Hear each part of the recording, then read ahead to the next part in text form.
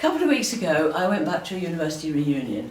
I've been back to reunions a couple of times before, and I've been back to university a couple of times, not often because I was at university in Southampton and it's not handily around the corner from here.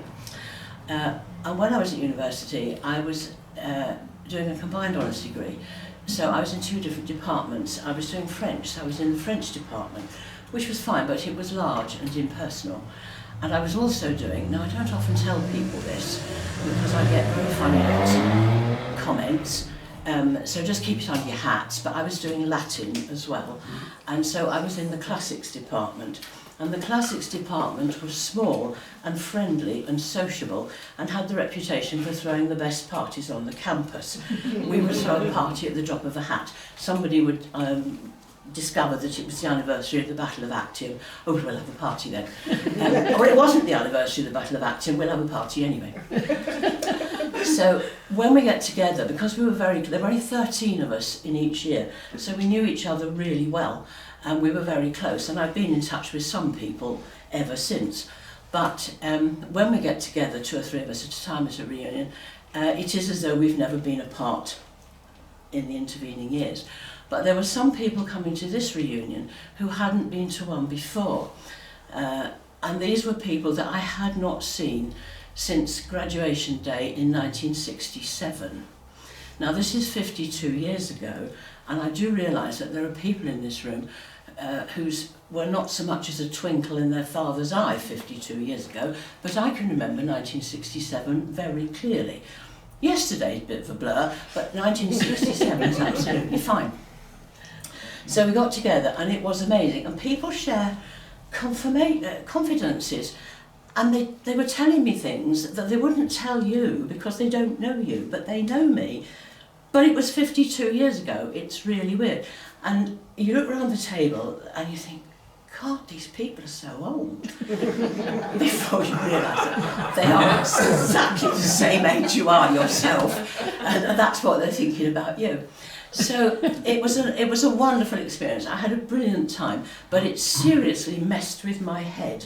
And 1 or 2 of you who ran into me in the ensuing couple of days will know, actually Vic's not in here now, will know that I was really not what even passes for normal for me when I got back, because I was struggling to get my head back into Stockport 2019 when I was very happily in Southampton in the 1960s. And the other odd thing was that people haven't changed. Obviously they look different. I mean, one of them was bald as a coot, and he wasn't bald when he was 19, but he was a big joker and a big kid. He's 73, he's still a big joker and a big kid. The one I fancied when I was 20 walked in and I thought, oh, I know who you are, and you've still got it. He was a charmer.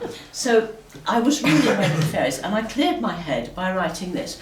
And this, I'm afraid, is not a funny one. This is a serious one. And it's rather unimaginatively called The Reunion. We eye each other curiously, not sure of who we are, peering at the name badges till realisation dawns. Then, as though transported by a time machine, 50 years fly backwards and the floodgates open. One tells me of her husband's death. He was young, she says, only in his 50s.